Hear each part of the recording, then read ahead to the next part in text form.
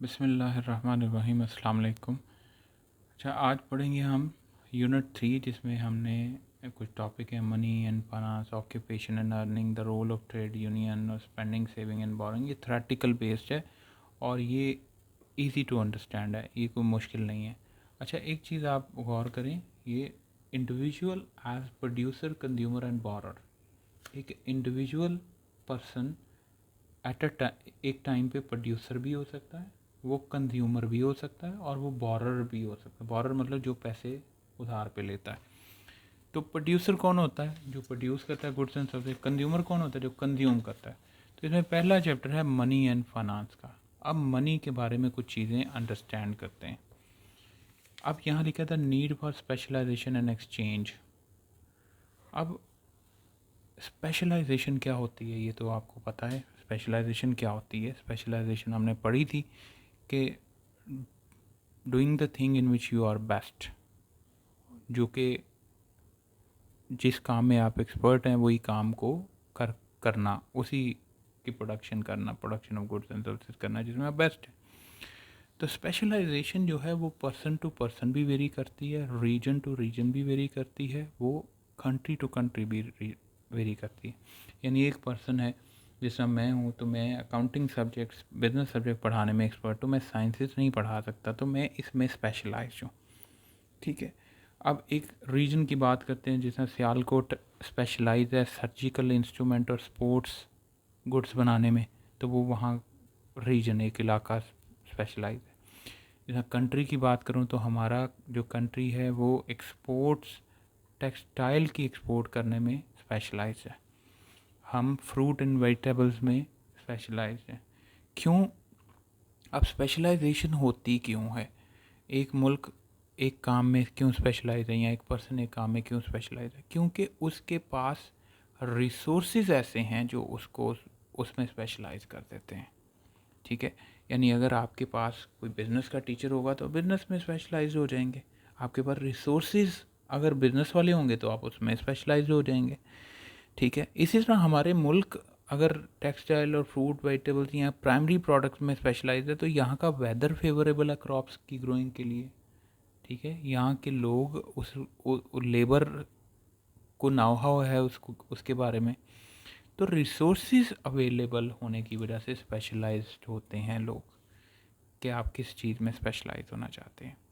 अच्छा, अब स्पेशलाइजेशन का कॉन्सेप्ट आया ही मनी की वजह से है। अगर मनी जब नहीं थी, लोग क्या करते थे? लोग एक चीज़ लेते थे, दूसरी देते थे, तो बार्टर होता था। Barter means exchange of goods and services for goods and services. Exchange of goods and services for goods and services.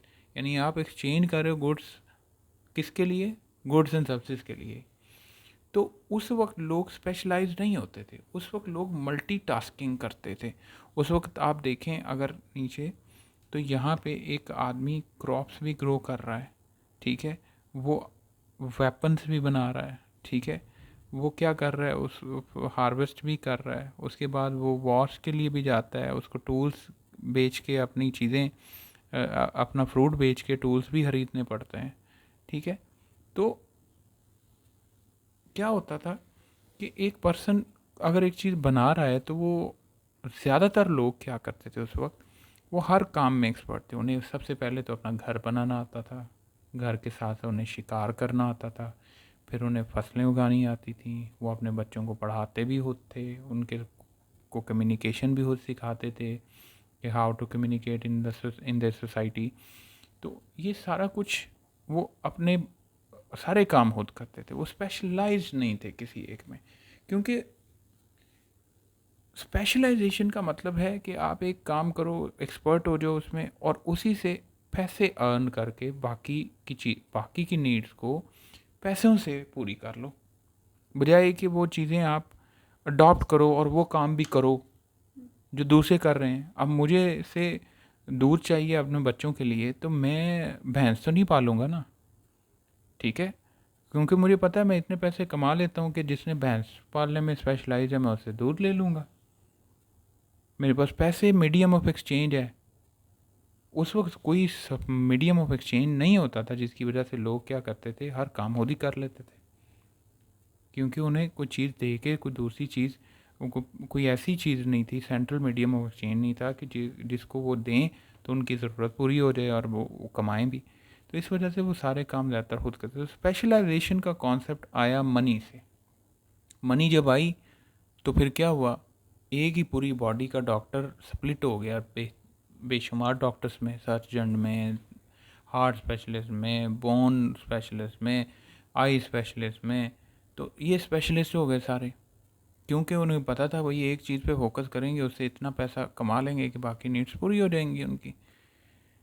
तो इस बात का कौन जो है वो इसी में ही आपको इसको सिर्फ अंडरस्टैंड करना है, why do we need money and the need for specialization and exchange. Just imagine how different life would be today. कि आज लाइफ कितनी डिफरेंट है if there were no money. अगर मनी ना तो how could we buy all the different goods and services we need or want? How would people be paid for the work they do? For example, when you have finished your studies and go out to work, would you want to be paid in orange or tea for your labor? तो आपको T और यानी आपको पैसे oranges या T की form में मिलेंगे, और perhaps you would prefer to start your own business in the future. If so, would you be happy to exchange the goods और services of your firm with consumer in return of olives और shoes और meat? कि आप अपनी चीज़ें बेचें, firms goods and services बेच के, तो आप क्या ले रहे हैं, शूज़, और क्या ये प्रेफर करेंगे?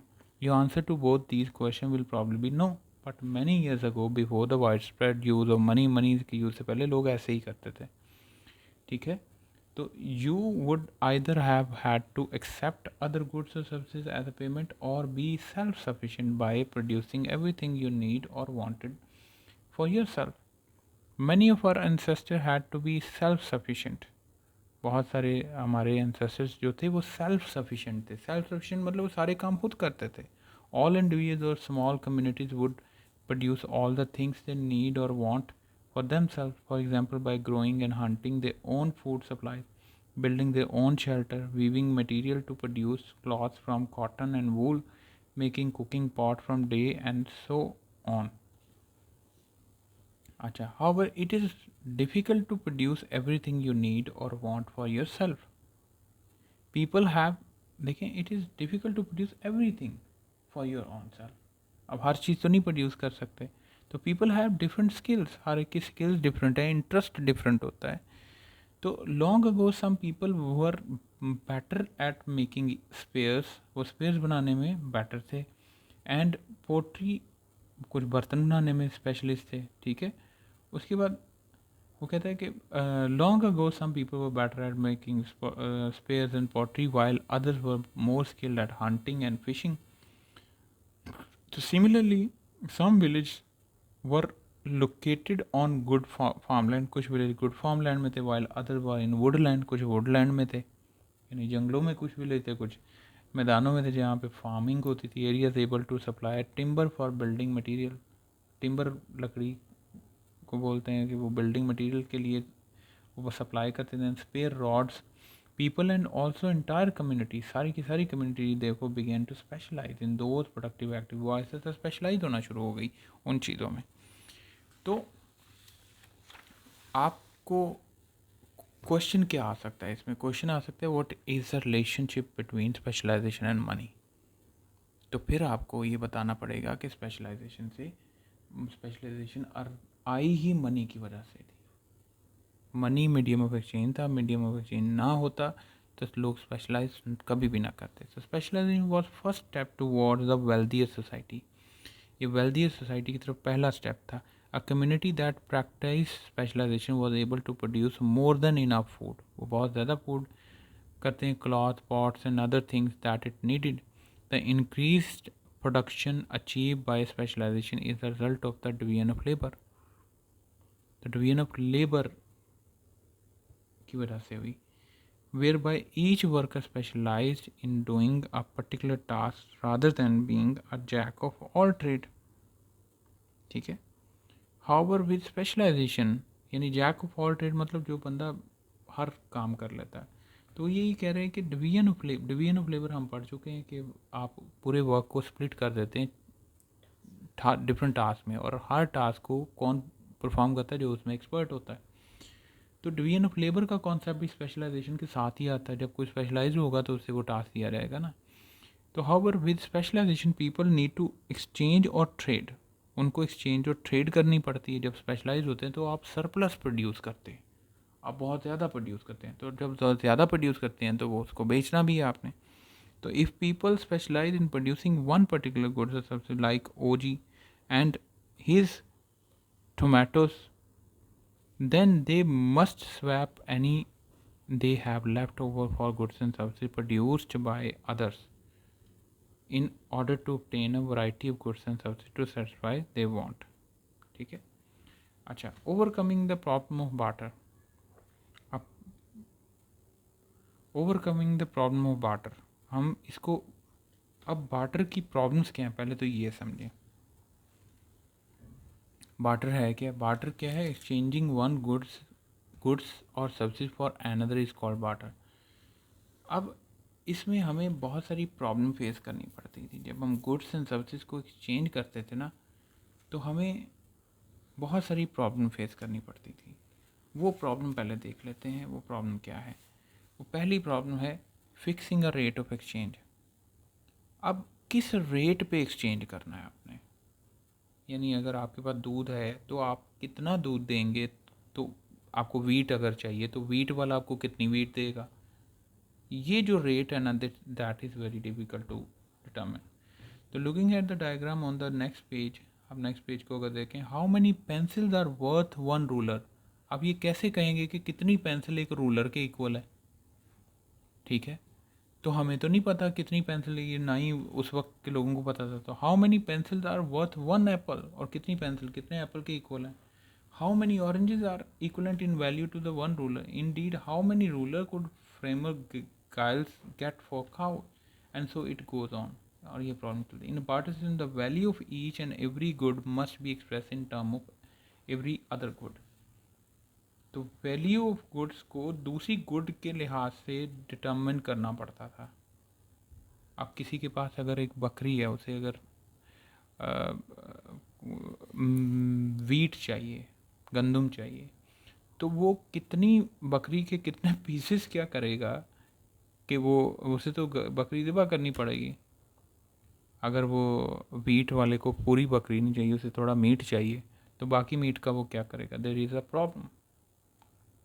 तो इसलिए ये जो लाइन है ये आपने जहन में रखनी है। In a barter system the value of each and every good, हर चीज़ की जो वैल्यू है must be express in the term of every other good. तो उसको दूसरे गुड की टर्म में ही वैल्यू बतानी है, पैसों में नहीं बतानी। यानी एप्पल कितने रूलर के इक्वल है या पेंसिल कितने एप्पल्स के इक्वल है, तो ये बताना पड़ेगा। ठीक है। तो फाइंडिंग समवन टू स्वैप, तो इस काम के लिए फिर वो क्या करते थे, उन्होंने कुछ बेसिक टूल्स बनाए होते थे, या गोल्ड का इस्तेमाल किया जाता था चीज़ों को एक्सचेंज करने के लिए।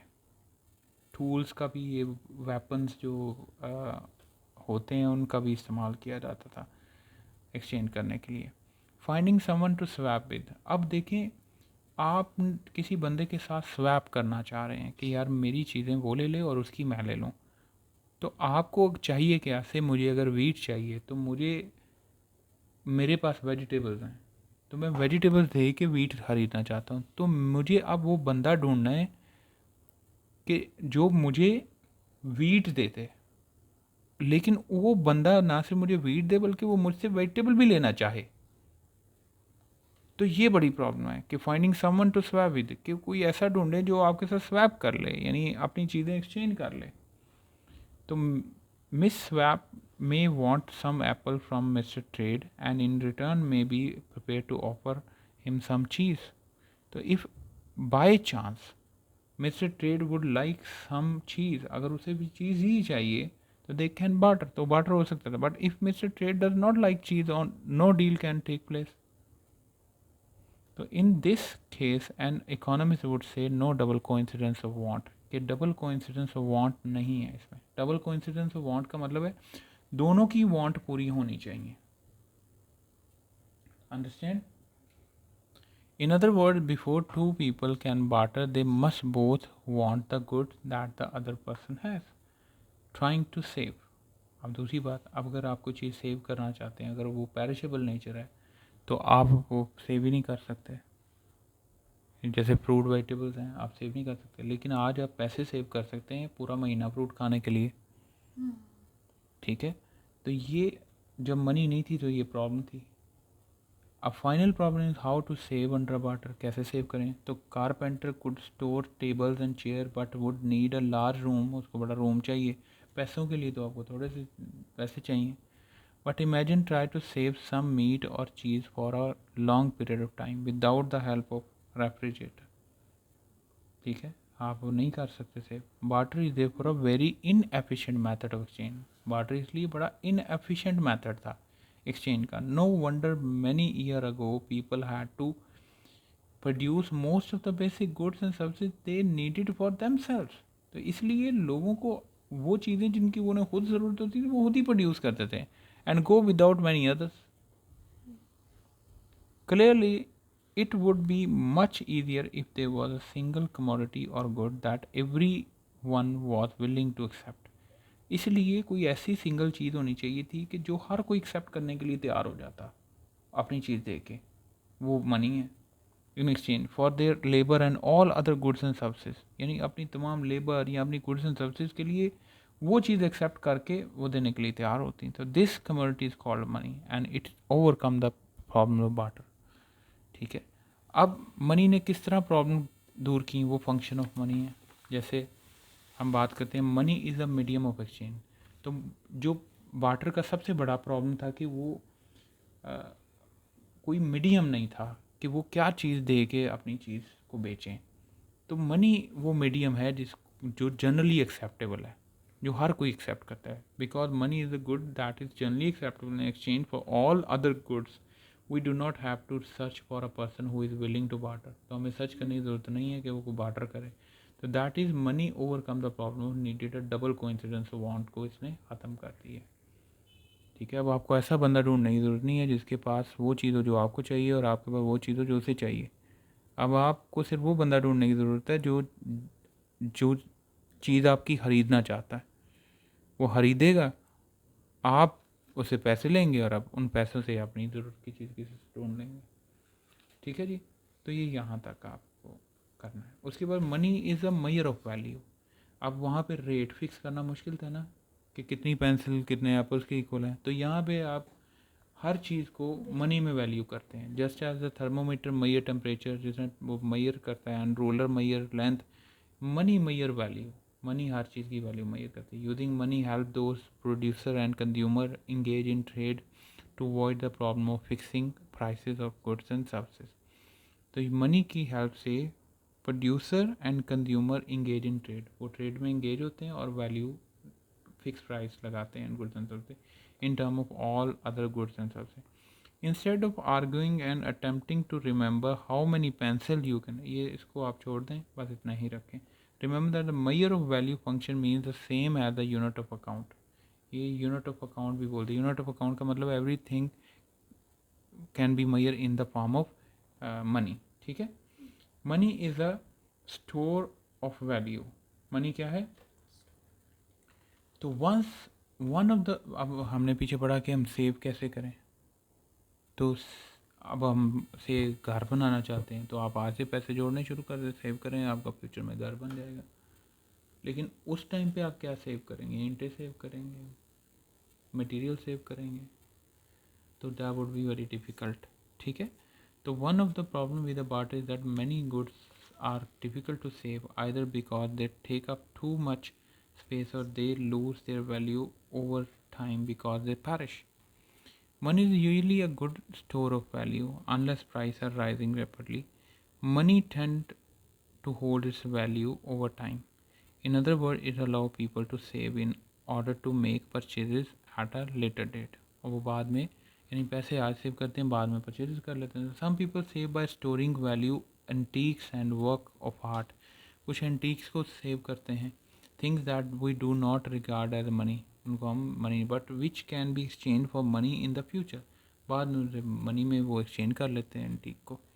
तो people may save in this way because as the price of goods rise over time the purchasing power of money lose हो जाती है। यानी आप पैसों को सेव करते हैं लेकिन पैसों की वैल्यू आहिस्ते तक कम होनी शुरू हो जाती है। लेकिन अगर आप कुछ एंटीक्स चीज़ों में जैसे गोल्ड को भी सेव करते हैं तो उनकी वैल्यू ओवर द टाइम बढ़ती है, तो आप कल को उनको बेच के, यानी ज़्यादातर लोग एंटीक्स और गोल्ड वगैरह में अपने पैसे को सेव करते हैं।